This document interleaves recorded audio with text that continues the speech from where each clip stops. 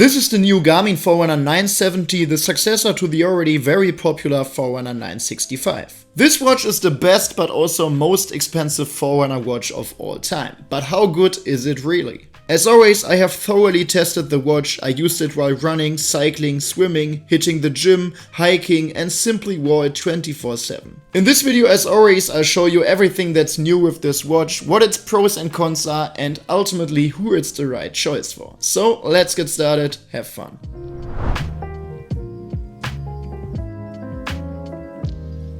At first glance, the Forerunner 970 looks very similar to the Forerunner 965. From a distance, you might not even notice that this is a new watch at all, so the differences lie in the details. We still have the same 5-button layout, but the start-stop button on the top right is now round instead of rectangular. Also, the markings around the display, which the 965 had, are now gone, and between the two buttons on the right, there is now a yellow or almost golden Forerunner marking. In terms of colors, there is this black version, a white one, and a grey one with purple accents. A closer look at the casing also reveals that the Forerunner 970 now includes a flashlight. I've often emphasized in my videos that this feature is still unjustly laughed at by some people because I find it extremely useful. I use it almost every day, so I'm very happy to see it in the Forerunner 970 now as well. The watch comes in only one size. It measures 47 x 47 mm just like the Forerunner 965, but is slightly thinner at 12.9 mm and 3 grams heavier at 56 grams. It fits well on my 185 mm circumference wrist, but for narrower wrists it might be too large, and unlike, for example, the Fenix 8, there is unfortunately no smaller version available. Speaking of the materials, the Forerunner uses mostly plastic, which is typical for this series, as the focus is on keeping the weight down. However, the bezel is made of titanium, which gives the watch a more premium look.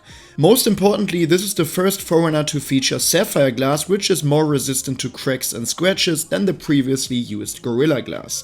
The display is the same as its predecessor, as well as the equally sized Fenix 8, a 1.4-inch AMOLED display with a resolution of 454 x 454 pixels. However, the screen is now significantly brighter.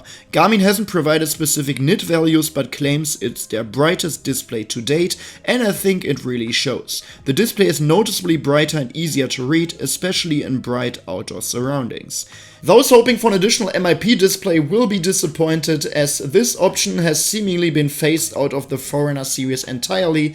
Everything here has now shifted towards AMOLED, and the MIP display option seems to be just continued in Garmin's outdoor watches such as the Tactics, Fenix or Instinct. Navigating through the menus, you'll notice that the Forerunner 970 has a new user interface compared to the 965, now more closely resembling that of the Fenix 8. We'll go into the specific menu items and features shortly. The operation is smooth as usual, and of course you can use both touch and the buttons. Another new feature is that you can now adjust the font size, so if you have trouble reading certain things, you can make them larger. Other than that, there is not much more to say about the exterior. No big surprises here. But the price definitely deserves a mention as well, because with $750, this one is the most expensive Forerunner watch to date, and even significantly more expensive than the Forerunner 965 was. But we'll talk more about whether this price is justified in the conclusion. There are many more innovations when it comes to sports, fitness and health features. First of all, there is a new widget called Running Tolerance. This shows you how many kilometers or miles you could be running per week. In other words, how much your body can tolerate without overtraining. This widget includes a new metric you'll see after each of your runs as well, which is the impact load. This value indicates how much strain a run puts on your body. For example, if you go for a 6-mile run with lots of uphill and downhill segments, the strain on your musculoskeletal system, so your bones, joints, tendons and ligaments, is much higher than during a flat run. Speed also plays a role here, because higher ground reaction forces are produced during faster running than during an easy jog. We could dive very deep into the theory here, and actually I have studied sports science, so I was dealing with these topics for many years of my life, but I don't want to bore you with the theory part. So in simple terms, some miles just stress your body more than others, and the impact load gives you a better understanding of that than just the total distance. In the running tolerance widget, you'll see your impact load, your actual running distance, and your tolerance. This helps you better evaluate whether you're currently training too much or too little. Another new widget is running economy. This essentially tells you your personal energy costs of running or how efficiently your body converts energy into running performance. Basically, your running efficiency. However, the watch cannot measure this on its own. You'll need a compatible sensor that can detect your step speed loss or speed loss during ground contact. One example is the new HRM 600 chest strap, but that costs an additional $170 and I personally don't have it. If you do have such a chest strap, however, the watch can also calculate your running economy. Keep in mind here that a lower value is better, as this represents a lower energy expenditure while running. Of course, the familiar widgets for training readiness and training status are still included.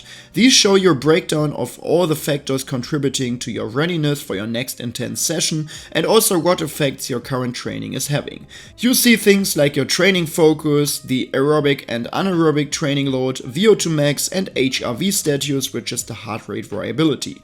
Specifically for running, there is also a running performance widget that again shows your VO2 max, lactate threshold, and race predictions. For trail runners, the hill score is also back. When it comes to race predictions, it's not limited to preset distances like here. You can also set up a custom race in the app, and the watch will give you a tailored prediction regardless of whether it's a 5, 12, 18 or 29 mile run. Under the health menu, you'll find all health-related metrics such as heart rate variability, pulse, blood oxygen saturation, Garmin's body battery, and of course sleep analysis. What's new compared to the Forerunner 965 is that the Forerunner 970 can now also measure skin temperature. You can also get a quick overview of your health data with the health snapshot, which gives you a summary in just a 2-minute test. Another summary feature is the morning report, which gives you key updates when you wake up, and new with the 970 there is also an evening report that summarizes your day and gives you a preview of the next. Another new running feature is auto lap by timing gates, as Garmin calls it. Normally, a sports watch splits outdoor activities into laps, for example every mile. With this new option, you can load a route onto the watch and it will pre-split it into segments like every mile as well, based on the route itself, not on GPS tracking. This is especially useful in crowded races where you reef left and right to overtake others, for example, ending up running more than the official distance. In a marathon, for instance, you sometimes run more than the exact 42.195 kilometers, I think it is, and the new auto lap feature tries to compensate for that. Also, if you've loaded the route in advance, the watch can detect the finish line and automatically stop the activity for you if you want. But it's not just runners who benefit from new features, triathletes do too. As always, the training mode includes various training types, lots of running modes, cycling, swimming, open water swimming, team sports, and of course triathlon. You can now also create structured workouts for multi-sport activities and sync them to the watch. Additionally, Garmin Coach is no longer limited to running and cycling, it now supports triathlon too.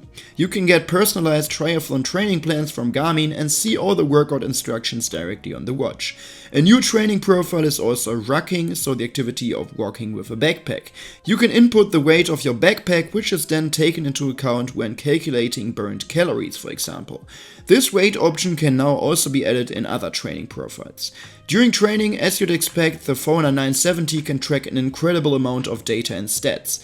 In addition to the classics, the 970 can also measure running power in watts, display live stamina, which is your remaining energy reserves during a workout, and capture metrics like ground contact time and vertical oscillation. In terms of training features, this watch offers everything an athlete could wish for. It's functionally almost on par with the Fenix 8, except for the specialized dive features, and in some areas it even goes a step further, for example with the running economy and running tolerance features. Even though the Forerunner 970 is primarily a sports watch, Garmin has also stepped up its smart features. The watch now includes a built-in microphone and speaker. The Forerunner 965 could only beep, now you get full audio, which enables even more features. Most notably, you can now use voice assistants on the watch. Depending on which one you use with your smartphone, you can now access it via the watch as well. So you can ask for the weather or reply to WhatsApp messages. Some commands can even be used offline without needing your phone, like setting a timer or starting a workout. With the mic and speaker, you can even make phone calls directly from the watch without needing headphones, and it can also play music directly through the speaker. The speaker is definitely louder than that of the Fenix 8, but trust me, don't expect amazing sound quality here. Of course, you can load music onto the watch and listen offline. It has 32 GB of storage in total. And yes, you can make calls with the watch, although there is still no eSIM option. Garmin only offered that once with the Forerunner 945 LTE and no other model since. Contactless payments are still possible with the Garmin Forerunner 970. I personally don't use it because in Germany there are just very few banks compatible with Garmin Pay. I'm not sure about other countries though, so you can just check on the Garmin website which banks are compatible in your country. New with the 970 are also focus modes, a feature we've already seen on smartphones. These now allow you to set up specific settings for sleep and activity modes so you can tailor how the watch behaves in those contexts.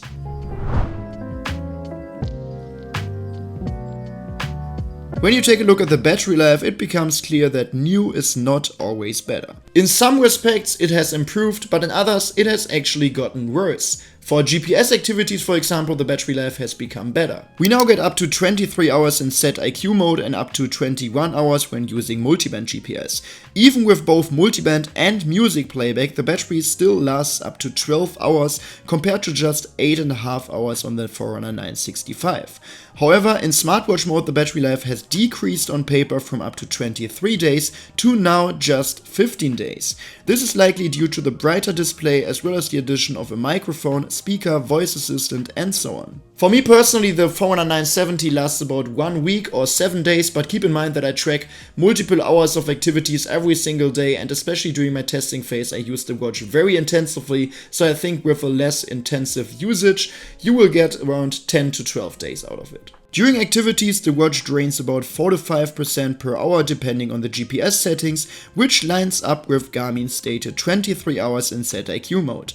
During strength training, where no GPS is used, the watch only loses about 1 to 2% per hour, meaning it can last 50 plus hours. So yes, battery life during activities has significantly improved, while daily usage battery life has taken a slight hit. But honestly, I don't really care whether I have to charge the watch for just 1 to 2 hours every 7, 9 or 11 days. I would rather be able to track longer activities, so that's a trade-off I would have blindly agreed to. Another new feature is that you can now create your own power saving modes. There is already a general battery saver mode as well as activity specific options like a jacket mode or maximum GPS mode, but now you can also customize your own mode, choosing exactly what gets enabled or disabled, and you'll see how that affects battery life. This allows you to fine-tune the watch to your specific needs and maximize battery life accordingly. For heart rate and health tracking, the Forerunner 970 now features Garmin's 5th generation Elevate sensor, just like other newer Garmin watches. The Forerunner 965, however, still used the 4th generation sensor. The newer sensor has more LEDs and, based on my experience, is noticeably more accurate as well. But is that also true for the Forerunner 970? When it comes to running, the watch is extremely accurate. In direct comparison with a chest strap, both curves are nearly identical with an average heart rate deviation of only 0.18 beats per minute. It doesn't get much better than that. Of course, I didn't just test this once, but many times. Here is another running session, and again we see near perfect results with less than half a beat per minute difference. Unfortunately, the watch couldn't deliver these great results during strength training. I always test this because it's a more difficult activity to track, as the heart rate tends to fluctuate a lot and various grip movements can interfere with measurements. Sadly, the watch couldn't keep up with the chest strap here and missed several heart rate spikes. Even in the second session, the results weren't much better. Other than that, it's worth knowing that the Forerunner 970's new sensor is ECG capable, meaning you can record an electrocardiogram directly on your wrist to potentially detect conditions like atrial fibrillation.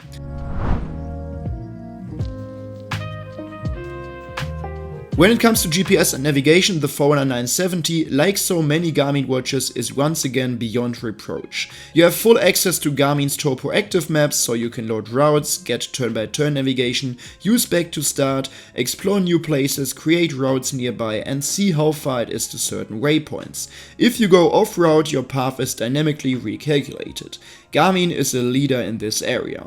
The maps have also been updated compared to the Forerunner 965 and are now on par with those of the Fenix 8. You'll see more details and shading, which makes navigation even better. Of course, the watch also supports multi-band GNSS again, and as always I tested the tracking accuracy.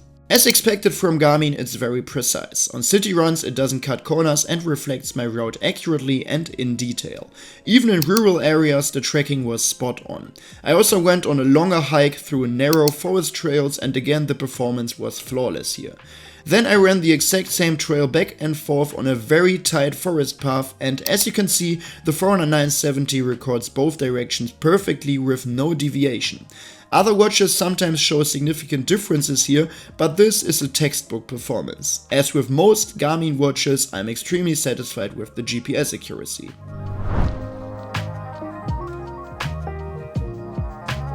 Alright, so what's the bottom line with the new Garmin Forerunner 970? Without a doubt, this one is again a premium level sports watch. With the flashlight, sapphire glass, built-in mic and speaker, enabling features like voice assistance, the new optical heart rate sensor, and above all the many new exciting training features, it's definitely a step up from the Forerunner 965. Functionally, it's at least on par with the Fenix 8, though not quite as rugged or premium in materials. In essence, it's a lighter, slimmer and more affordable Fenix 8. Although affordable is relative, because at $750 this watch has once again become noticeably more expensive. Garmin has steadily moved into higher price segments in recent years, so it's more important than ever to make your decision carefully. This is why I really hope this video has given you a solid impression of the Forerunner 970. However, if you still have any questions, feel free to drop a comment down below and let me also know what you think about this watch. If you found this video helpful or interesting, you could really support me by giving this video a quick thumbs up and support yourself by subscribing to this channel, because then you won't miss any future reviews. But for now, thanks a lot for watching and see you next time.